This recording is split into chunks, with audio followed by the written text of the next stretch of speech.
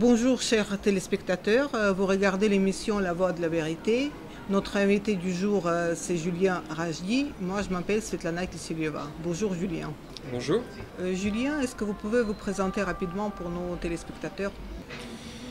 Alors je suis donc français, je suis aujourd'hui entrepreneur et polémiste, écrivain, un peu journaliste aussi. Je suis l'ancien directeur du Front National de la Jeunesse, j'ai fait de la politique pendant 5 ans dans un parti politique. J'ai décidé d'arrêter pour être plus libre et pour pouvoir donner mon avis sur tout ce que je peux voir et penser. Nous savons que récemment en France il y a eu des élections. Qu'est-ce que vous pouvez nous dire à propos de leurs résultats? Comment vous les percevez? Alors l'élection française a donné lieu à une victoire d'Emmanuel Macron, qui était le candidat héritier de François Hollande, mais qui arrivait à faire peau neuve, à faire croire qu'il était autre chose que l'héritier précisément d'un quinquennat qui était pourtant détesté en France.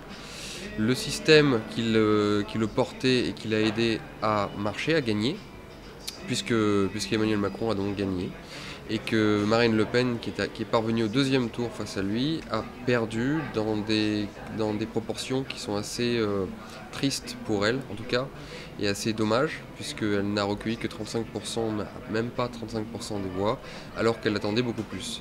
Donc en gros, nous avons eu la victoire d'un candidat qui représente absolument tout le système et tout ce qui est porté aujourd'hui par nos élites, c'est-à-dire l'Europe, enfin l'Union européenne telle qu'elle est actuellement, le globalisme, la mondialisation, le libéralisme, contre une candidate populiste qui incarnait la révolte des peuples, mais qui n'a pas été à la hauteur du combat qu'elle portait.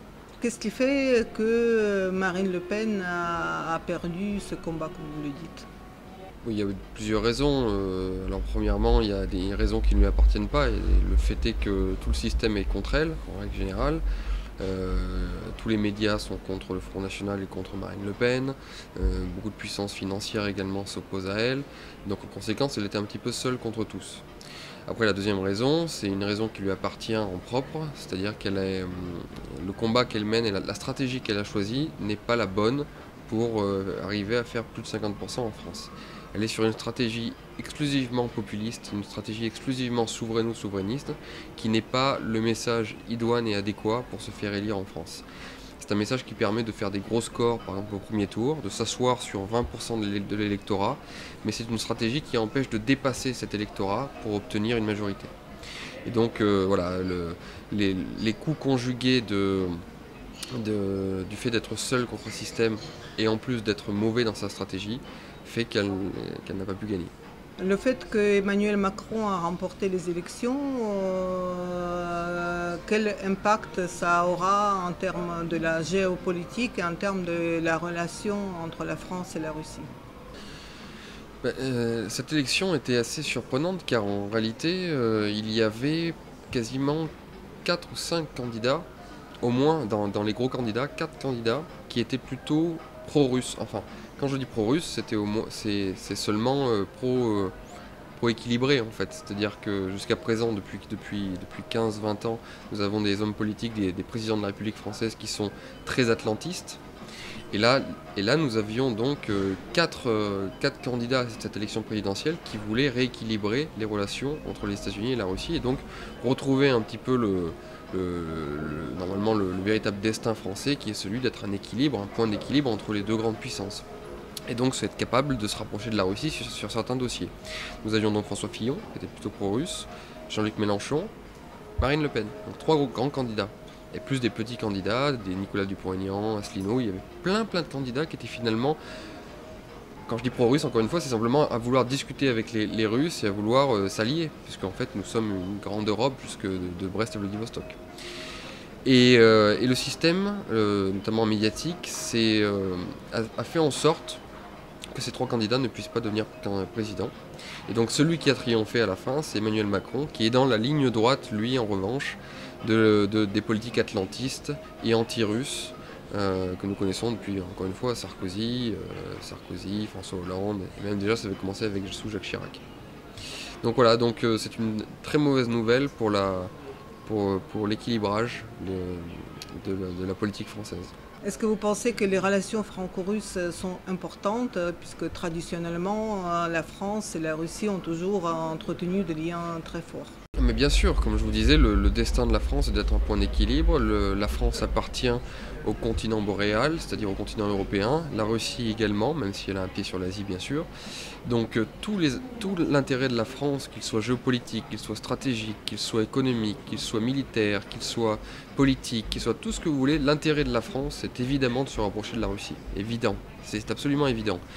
Mais le problème c'est que ça gênerait beaucoup de personnes qui sont très puissantes et de nombreux réseaux, et donc qui font tout pour justement couper l'Europe occidentale, et en particulier la France, de son allié, de son grand frère russe.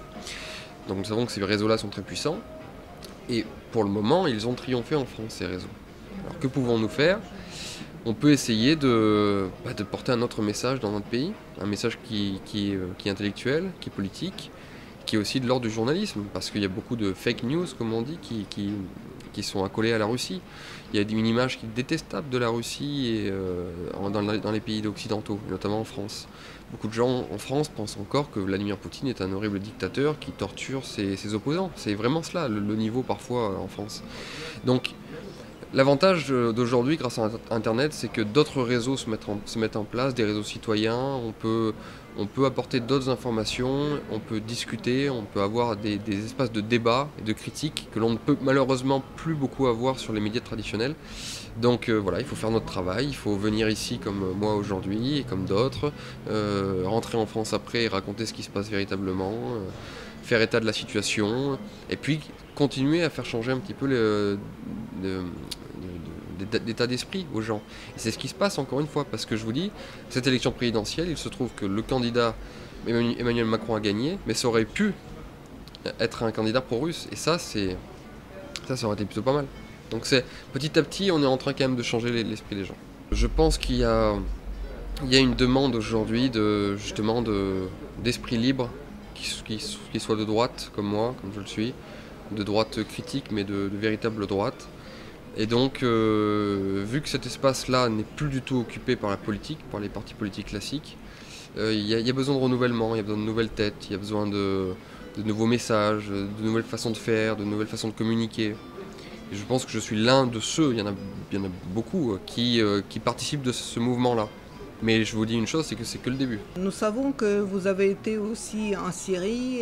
Qu'est-ce qui vous a motivé dans ce voyage et comment vous l'avez perçu?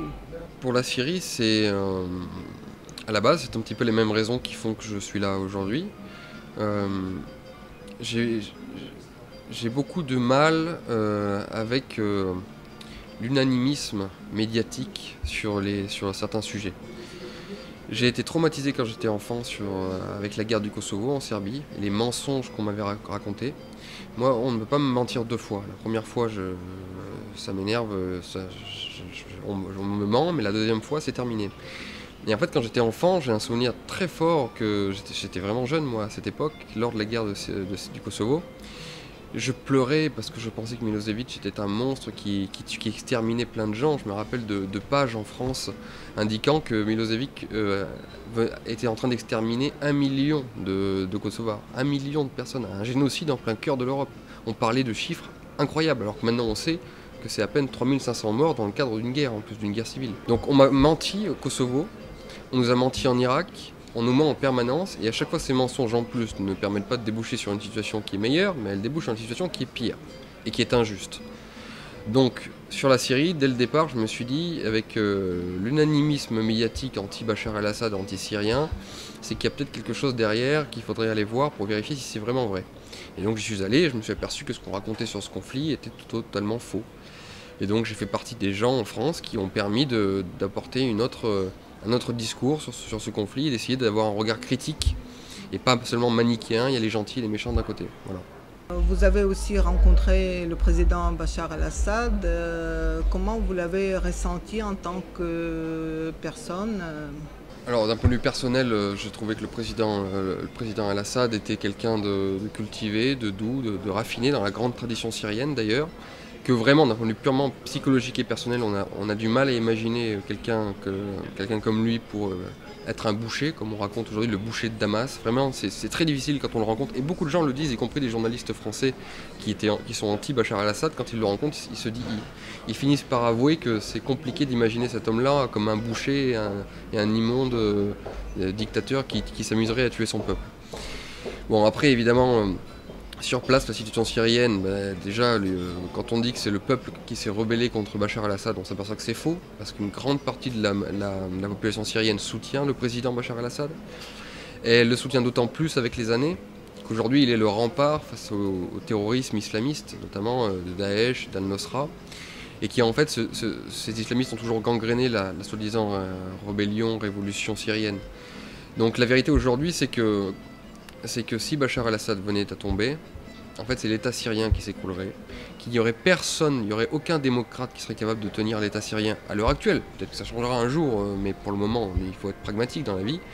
Aujourd'hui, aucun démocrate libéral au goût des Occidentaux pourrait prendre l'État syrien et pourrait garantir la protection des minorités, qui sont notamment les minorités chrétiennes, le droit des femmes et ce genre de choses. Et donc en fait la Syrie deviendrait un nid de terroristes dans lequel les islamistes prendraient le pouvoir et massacreraient les minorités et puis mettraient le pays dans un obscurantisme tel qu'ils savent très bien le faire. Donc aujourd'hui tout l'intérêt de la Syrie c'est de défendre Bachar el-Assad, le temps qu'il gagne cette guerre en tout cas au moins. Et puis c'est même l'intérêt des pays occidentaux, et enfin de la France, puisque nous avons besoin d'États sur le pourtour méditerranéen qui soient stables et solides. Donc en gros, toute cette propagande grossière contre Bachar el-Assad pour le renverser est encore une fois un coup de nos adversaires néoconservateurs américains, et puis malheureusement européens aujourd'hui. Et ce serait une catastrophe pour le peuple syrien et pour le monde en général si la Syrie de Bachar el-Assad venait à tomber, si l'État syrien venait à s'écrouler. Donc voilà. Vous avez aussi publié un selfie avec Bachar el-Assad et ce selfie a provoqué beaucoup de controverses. Pourquoi vous l'avez fait? Donc comment vous commentez les raisons qui vont pousser à le faire? Je vous parlais tout à l'heure de nouvelles méthodes de communication. Et j'avoue que j'ai fait un coup avec le selfie avec Bachar el-Assad. Personne ne s'attend à ce qu'on fasse un selfie avec Bachar el-Assad. Donc c'était assez original. Et ce qui m'a intéressé avec ça, c'est que du coup beaucoup de gens se sont intéressés un petit peu plus à la Syrie. Et en fait moi j'ai fait un selfie, et quand le selfie est sorti, le lendemain, j'écrivais un long article sur la situation syrienne sur mon blog. Et grâce à ce selfie, mon article a été lu, je crois, 200 ou 300 000 fois. Si je n'avais pas fait ce selfie, mon article aurait peut-être été lu 5000 fois, 2000 fois, quelque chose comme ça, vous voyez. Donc en fait, avec un coup de provocation comme ça, avec un coup de com', qui est ridicule, je le reconnais aujourd'hui, mais c'est un coup de com', mais du coup on s'est intéressé énormément, beaucoup plus à la question syrienne. Et on a lu mon article de fond, qui était lui sérieux. Donc un coup de com' permet de parler de choses sérieuses et plus profondes après. Donc voilà, et c'est d'ailleurs un conseil que je pourrais donner aux gens du Donbass également, c'est qu'ils ont à communiquer beaucoup plus sur leur situation. Moi quand je vois le Donbass, quand je vois la fête d'hier par exemple et que je vois un peuple, je vois des gens heureux, je vois des gens qui sont farouchement attachés à leur indépendance, je vois un peuple, un véritable peuple quoi, avec une unité. Et ben quand je mets ça en perspective et que je me dis qu'en Europe occidentale, en France par exemple, personne ne connaît cette situation, pour le Donbass ça fait écho simplement à une guerre en Ukraine et ce serait simplement des rebelles russes, vous voyez, ce genre de choses. Là, je me dis qu'il n'y a pas assez de communication de la part sur les médias internet. Vous avez vu les photos, une photo peut faire beaucoup de bruit aujourd'hui. Il n'y a pas assez, voilà, moi je conseillerais aux autorités ici et aux citoyens surtout, parce que ça passe surtout par des médias citoyens, de beaucoup plus communiquer sur leur situation. Aujourd'hui, nous subissons une propagande très forte de la part des médias mainstream. Qu'est-ce que nous pouvons faire pour combattre cette propagande et pour passer un autre message et pour réinformer les gens? C'est par exemple quelque chose de très simple. Vous prenez une jeune fille, comme ils font en face, hein. Les rebelles syriens ont beaucoup fait ça. Vous prenez une jeune fille, alors pas un enfant, parce que nous on n'est pas aussi hypocrite. Vous prenez une jeune fille qui tous les jours tient un blog vidéo sur YouTube de 5 minutes et qui parle d'elle, qui parle de la situation. Et ben ça peut être diffusé, ça peut être beaucoup vu. Elle parle en anglais ou vous faites des traductions. Et ça, vous les envoyez sur les réseaux sociaux, elle parle d'un sujet, elle en parle bien, face caméra, et ça peut avoir un impact très très grand. Des petites bêtises comme ça, vous voyez, mais qui aujourd'hui ont des impacts plus forts sur les citoyens que même ce qui passe à la télévision. Julien, est-ce que c'est la première fois que vous venez dans Donbass? Qu'est-ce que vous avez vu et qu'est-ce que vous avez fait? Quelles sont vos impressions? J'ai vu un peuple. J'ai vu un peuple farouchement attaché à son indépendance, très uni. Et en fait, j'ai vu un pays. Voilà, j'ai vu un pays clairement qui s'est levé. Je reste encore quelques jours qui vont me permettre d'aller plus loin et d'aller voir des choses encore plus intéressantes et me rapprocher notamment du front également. Je vais aller voir ce qui s'y passe. Voilà. Quel message pourriez-vous adresser au peuple du Donbass en général et à nos téléspectateurs? Qu'ils tiennent, qu'ils soient courageux, mais ça je sais qu'ils le sont. Qu'ils puissent être reconnus par la communauté internationale, que la guerre puisse s'arrêter. Et qui, s'ils veulent vraiment, c'est ce que j'ai pu constater, donc c'est sûr, s'ils veulent vraiment aller au but de leur émancipation nationale, et ben, ma foi qu'ils deviennent un nouveau pays, voilà. Un nouveau pays dans le concert des nations. Je vais parler beaucoup plus de ce qui se passe ici, c'est sûr, je compte le faire. D'accord, merci. Merci à vous. Chers téléspectateurs, je vous rappelle que vous avez regardé l'émission La Voix de la Vérité. Je m'appelle Svetlana Kiselyova. Notre invité du jour était Julien Rochdy. Merci, au revoir, à bientôt.